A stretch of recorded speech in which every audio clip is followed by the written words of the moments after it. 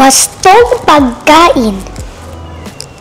Ang taong malusog, lubhang masayahin, matalas ang isip at hindi sakitin, katuway maganda at hindi patpatin, pagkat alam niya ang wastong pagkain. Lusog ng katawan, nasa kinakain, ang gulay at prutas dapat napiliin, sa dilis at tulya, sa puso ng saging, lalakas ang buto, titibay ang ngipin.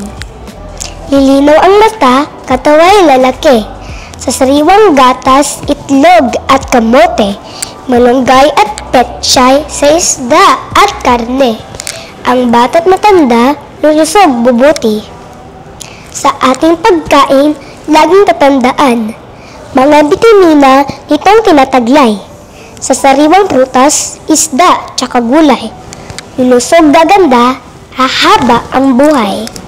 Ang salitang may tugma ay masayahin at sakitin, patpatin at pagkain, kinakain at piliin, lalaki at bubuti, kamote at karne, gulay at buhay.